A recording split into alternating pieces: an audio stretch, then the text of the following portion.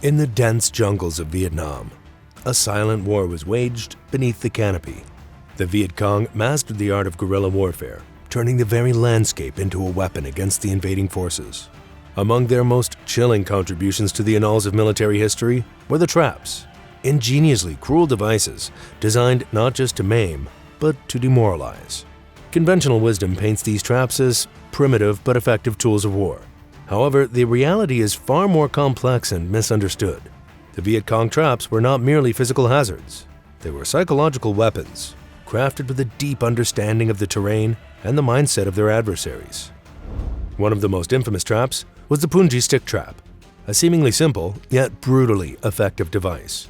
Strategically placed in areas frequented by enemy troops, punji sticks were hidden weapons of surprise and pain. Whether concealed by the jungle's natural foliage or disguised within agricultural fields, these stakes awaited the unsuspecting foot of a soldier.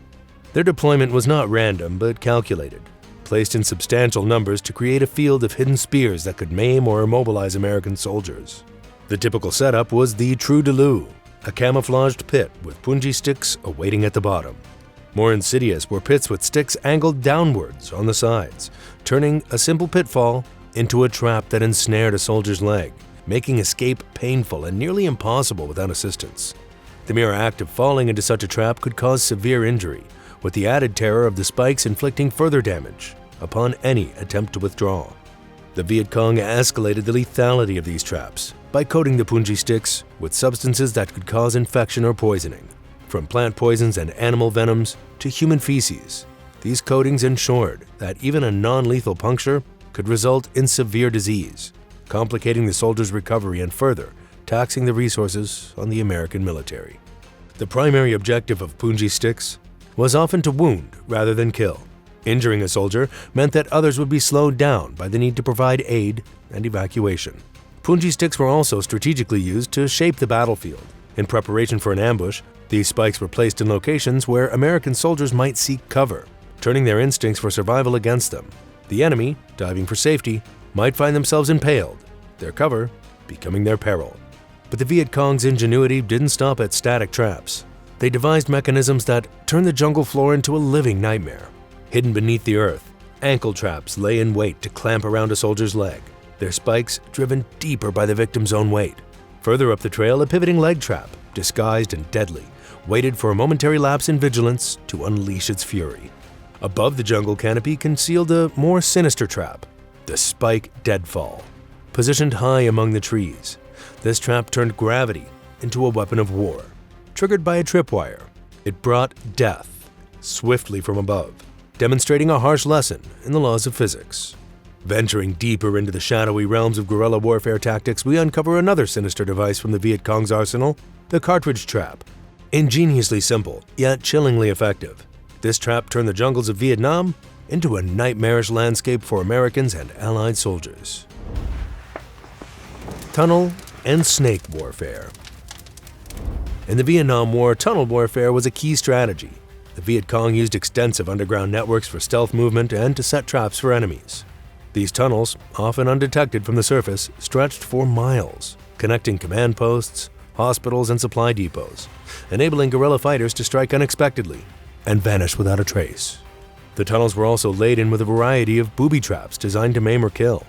The Viet Cong integrated these traps into their tunnel defenses, turning each foray by U.S. forces into a risky venture.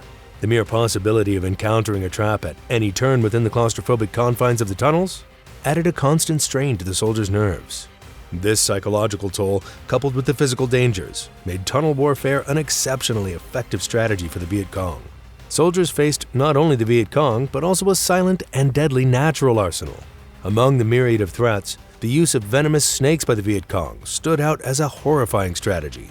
The bamboo pit viper, a common choice for the Viet Cong, was often attached to pieces of bamboo and strategically placed to strike unsuspecting victims.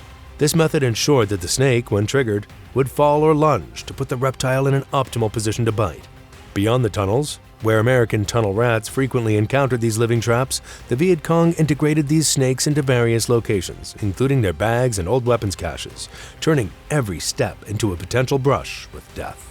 The bite of a bamboo pit viper caused immediate and excruciating pain. Within minutes, the flesh around the bite site would turn necrotic and swell dramatically. However, the Malayan crate captured the most attention and fear among American troops. Dubbed the two-step snake, it was surrounded by myths that exaggerated its lethality, claims that a soldier would die within merely 2 steps after being bitten. Among their arsenal of booby traps, the grenade in a can was a testament to their resourcefulness.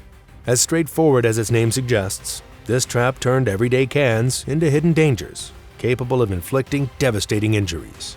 Constructed by placing a hand grenade, its safety pin removed, inside a can, the mechanism relied on tension to unleash its deadly effect. A tripwire connected to the grenade's lever was set up so any disturbance would yank it from its makeshift housing. This action released the lever, activating the grenade's fuse and leaving only moments before detonation. The simplicity of the design belied its potential for destruction, making it a favored trap along pathways, streams, and entrances to the intricate tunnel systems used by the Viet Cong. Variants of this trap could involve a single can being secured to a stake, or 2 cans mounted on opposite trees with a tripwire stretched between them. This arrangement ensured that soldiers on patrol, even when cautious, could inadvertently trigger an explosion with just one misstep. The deadly canopy and the ground below. Emerging from the tunnels into the jungle's canopy, the Vietcong traps took a new dimension. The Viet Cong exploited the American soldiers' penchant for collecting enemy flags and other items as symbols of their triumphs on the battlefield, to turn the very act of commemoration into a challenging endeavor. As American troops advanced, pushing the Viet Cong from their encampments, they often encountered enemy flags boldly displayed within the camp. To the unsuspecting soldier, these flags represented not just a piece of fabric, but a tangible victory to be claimed. However, the Viet Cong, anticipating this desire, booby-trapped their flags. When American soldiers, flushed with the thrill of conquest, reached out to lower these flags, explosives hidden within would detonate. This cruel twist of fate transformed a moment of triumph into one of tragedy. The deception did not end with flags. Well aware of the American soldiers' interest in collecting various items as war trophies, from weapons to personal effects of the Vietnam War, these too were rigged with explosives. The guerrillas left behind seemingly mundane objects in their hastily abandoned camps, each a potential bomb waiting for the curious or trophy-seeking soldier. Picking up a discarded item could trigger an explosion, causing injury or death to the unwary. The Viet Cong utilized materials at hand, wood, metal, and simple mechanics, to create devices that could maim or kill without the need for direct combat.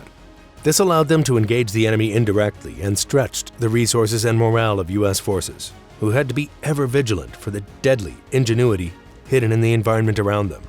The mace, reminiscent of ancient warfare, was a sinister adaptation of the Viet Cong's guerrilla tactics. The psychological impact of such a trap was profound, as soldiers had to search not only the ground for mines, but also the trees above for these swinging death traps. Hidden in the canopy, the unsuspecting soldier awaited a large metal or wooden ball, bristling with spikes. Triggered by a simple tripwire, this deadly pendulum would swing down with lethal force. Tiger traps took this terror to the ground. Similar in concept to the mace, these traps used gravity as their ally in a different, more direct way. When a soldier tripped a wire, it released a catch holding a spike-studded plank aloft. Weighted down with bricks or metal, the board would plummet down on the soldier, the spikes causing grievous, often fatal injuries. This trap, too, was designed to maim, targeting the upper body with a brutality that was both physical and psychological. The Vietnam War was characterized by its asymmetry, with the Viet Cong's use of traps epitomizing the broader struggle between guerrilla tactics and conventional military might. These traps were not just physical barriers, but psychological ones, designed to wear the enemy down, to make the jungle itself an adversary. This hidden war of traps and tunnels, of fear and anticipation, reveals the depth of the Viet Cong strategy, turning their lack of firepower into a different kind of strength. This is History on Fleek, and we'll see you next time.